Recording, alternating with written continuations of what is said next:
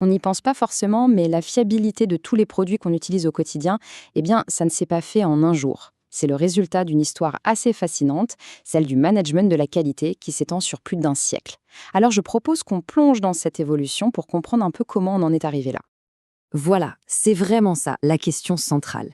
Comment est-ce que la notion de qualité est passée d'un truc un peu basique, un simple contrôle à la fin de la ligne, à une véritable science, une science qui peut faire ou défaire le succès d'une entreprise? C'est ce parcours qu'on va suivre ensemble. Alors, tout commence ici. On est au début de la production de masse. Et à cette époque, la première idée qu'on se fait de la qualité, elle est, disons, très simple. On se contente d'agir comme un gardien, un videur à la sortie de l'usine. Le concept à la base était vraiment simple. On filtre. Avec la production de masse, on mettait un contrôle final et hop, on séparait les bons produits des mauvais. C'est une approche qu'on appelle purement réactive. En gros, on intervient seulement quand tout est déjà fini, quand l'argent et le temps ont déjà été dépensés. Mais bon, on s'en doute, ce système avait des limites, et pas des moindres. Le truc, c'est que l'inspection, ça ne crée pas la qualité. Ça se contente de trier, de constater les dégâts une fois qu'ils sont là. Ça arrive bien trop tard, ça coûte cher et surtout, ça ne s'attaque jamais à la racine du problème. Bref, il fallait vraiment trouver autre chose. Et c'est là qu'on fait un vrai bond en avant. On passe du rôle de gardien à celui de docteur. L'idée, ce n'est plus juste de trouver les produits malades à la fin, mais de surveiller la santé de la chaîne de production pendant qu'elle tourne, en temps réel. Et ça, c'est un changement de mentalité, mais radical. On ne réagit plus après coup, on surveille en amont, on devient proactif. Au lieu de voir un défaut comme un accident isolé, on commence à comprendre un truc fondamental. Tout processus a des variations naturelles, rien n'est jamais parfaitement identique.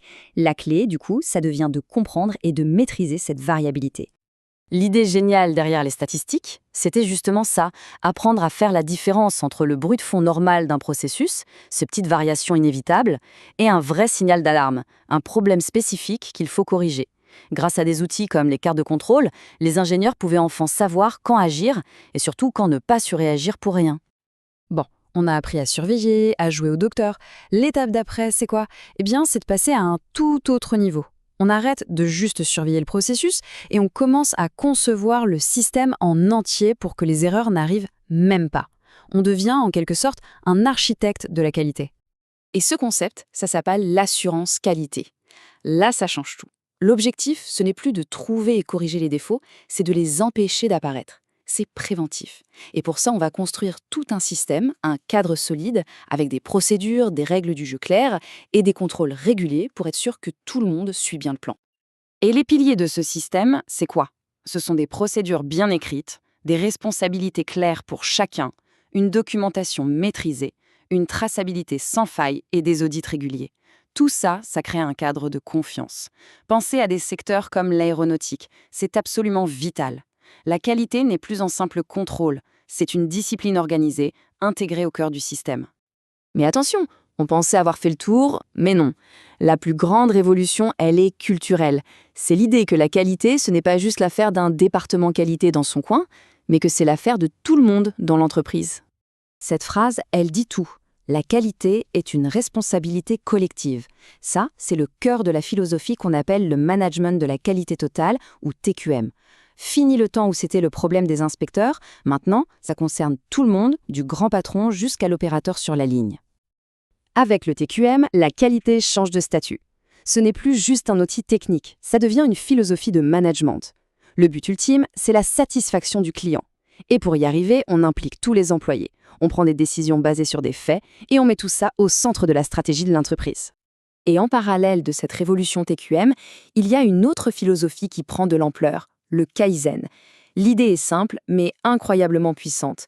La recherche de la qualité, ce n'est pas un objectif qu'on atteint un jour. Non, c'est un voyage qui ne s'arrête jamais. Le Kaizen, ça fonctionne avec un cycle, une boucle. D'abord, on identifie un truc à améliorer. Ensuite, on analyse comment ça marche aujourd'hui. Puis on trouve une solution et on la met en place, on la standardise pour que ça devienne la nouvelle norme, et on recommence. C'est la force des petits pas. On ne cherche pas la grande révolution, mais une accumulation de petites victoires, tous les jours, grâce à tout le monde. Et là encore, c'est un changement culturel énorme. Une erreur, un défaut, ce n'est plus une faute qu'il faut cacher sous le tapis. Au contraire, ça devient un trésor. C'est une information super précieuse. Chaque problème est vu comme une opportunité d'apprendre et de rendre le système encore un peu plus robuste pour la suite. On avance dans le temps et on arrive à l'ère plus moderne. Et là, on va prendre la puissance des statistiques qu'on a vues tout à l'heure et on va la connecter directement aux grands objectifs stratégiques de l'entreprise. C'est l'approche du stratège, utiliser la donnée pour viser l'excellence opérationnelle. Cette approche, c'est le fameux Six Sigma. C'est une méthodologie très structurée, très quantitative. L'objectif est quasi obsessionnel: réduire la variabilité des processus pour éliminer les défauts et atteindre un niveau de qualité qui frôle la perfection. Et pour y arriver, le Six Sigma a sa propre feuille de route, très rigoureuse, le cycle DMAIC. D pour définir le problème, M pour mesurer la situation actuelle, A pour analyser les données et trouver les vraies causes, I pour innover afin d'améliorer le processus, et C pour contrôler, pour être sûr que les améliorations tiennent dans le temps. C'est une méthode qui ne laisse aucune place à l'à peu près, tout est basé sur la donnée. Voilà, on arrive au bout de notre parcours. Si on fait une petite synthèse, on a vu la qualité se métamorphoser. On est parti d'un simple gardien en bout de chaîne pour arriver à une véritable philosophie, un pilier stratégique pour l'entreprise. Cette chronologie, elle résume bien tout ça. On part de l'inspection, puis on ajoute le contrôle statistique, ensuite les systèmes d'assurance qualité, la révolution culturelle du TQM, et enfin les approches très pointues comme le Six Sigma. Et le plus important, c'est de comprendre que chaque nouvelle étape n'a pas effacé la précédente. Elles se sont empilées, ajoutant à chaque fois une nouvelle couche d'intelligence. Donc la conclusion de tout ça, le point vraiment essentiel à retenir, c'est que la qualité aujourd'hui, ce n'est pas une seule de ces méthodes. C'est une synthèse de toutes ces couches historiques. C'est un système complet qui intègre tout. Un peu d'inspection, beaucoup de statistiques, des systèmes solides, une culture partagée et une vision stratégique.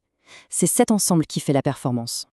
Et tout ça, bien sûr, ça nous amène à une dernière question, une question pour l'avenir.